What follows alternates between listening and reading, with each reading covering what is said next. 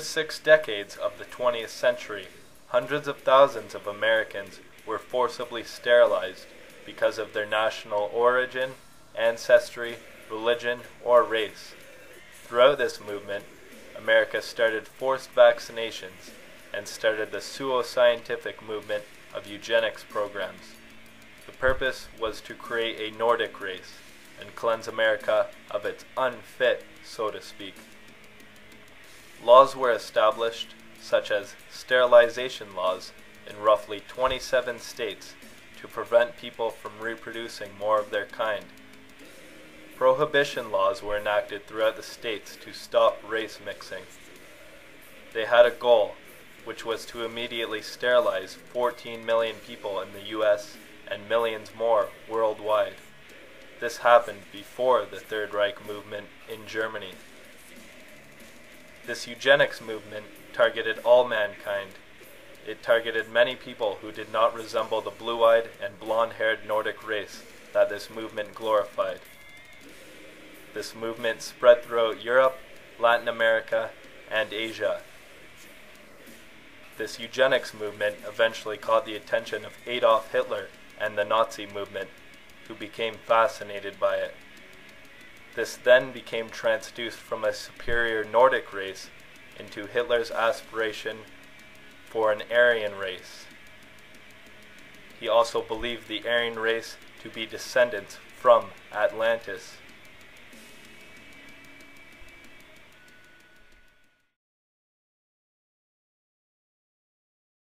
You're 17, aren't you, Alice?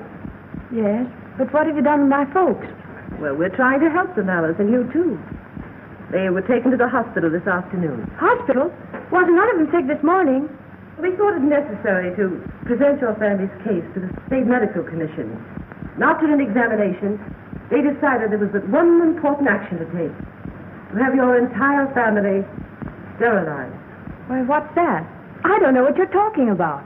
Now, in this state, we have a law which provides for such people to have an operation so there won't be any more children. I see. Now, we've placed your brothers in institutions where they'll be properly cared for. You can go back to your job soon. I'll arrange to have it held open for you. But I'm keeping my job. I'm not going anywhere. Now, you're going to the hospital too, Alice. And you mean they're going to stop me from having children ever? Exactly. I'm all right, I tell you. I won't go to any hospital. We don't want any trouble with you, young woman. If you refuse to go, the officer here will take you by force. In the case of Miss Mason, I can see no reason for the operation that's been recommended. The girl is perfectly normal. She's hard-working and has a good reputation.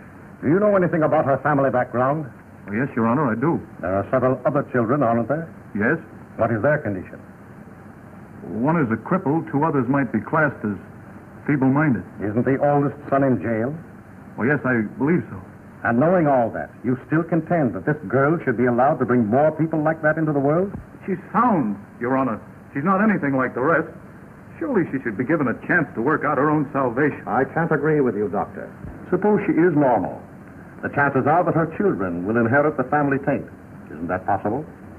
But, Your Honor, I'm sorry, Doctor. 3 generations of unfit are enough.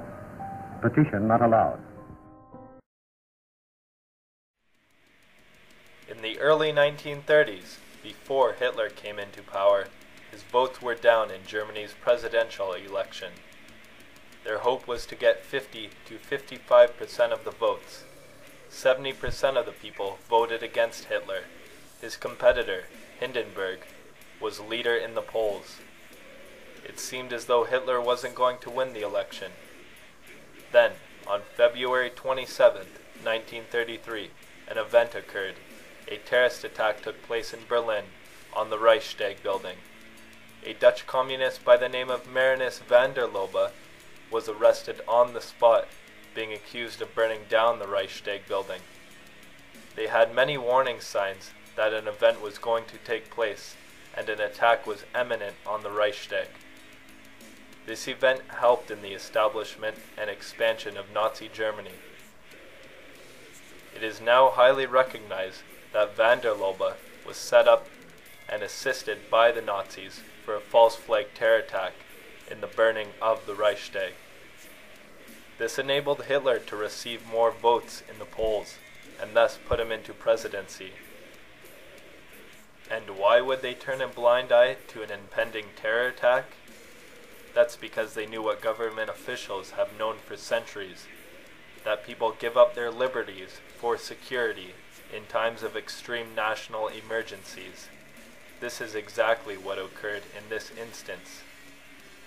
To glorify an invasion into Poland, the Nazis then staged a false flag attack on a German radio outpost along the German-Polish border and used this event as an excuse for the invasion into Poland. Hitler wrote 2 books, his first one being Mein Kampf, and his second book titled The New World Order.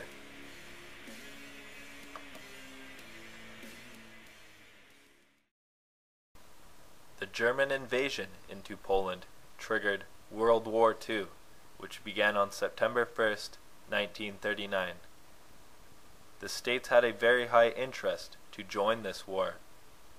By allowing their enemy to attack first, this would enable them to join the war. The Japanese halted trade with China, and because trade stopped between the two countries, Japan was running out of oil and other raw materials. The US then aided China in trade, which frustrated Japan, and this led to an impending attack on America. Pearl Harbor was very vulnerable to attack due to its geographic location. Then on December 7th, 1941, an attack occurred on Pearl Harbor. This event gave rise to public support for the war and quickened the pace for America's participation in the war.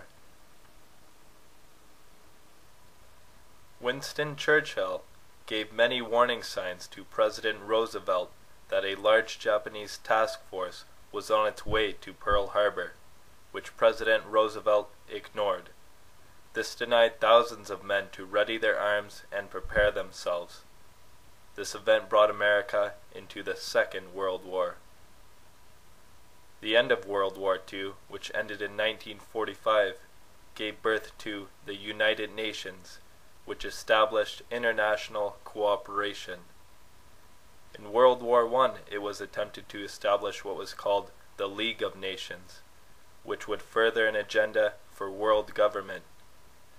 This attempt at establishing the League of Nations failed after World War I, and they knew that they would need another war to establish this, in which world events became manipulated to contribute to one of the final phases in world government, and thus the United Nations became established after World War II, a tool that would aid a plan that has been long in the making since ancient times to create a global governance empire over the world.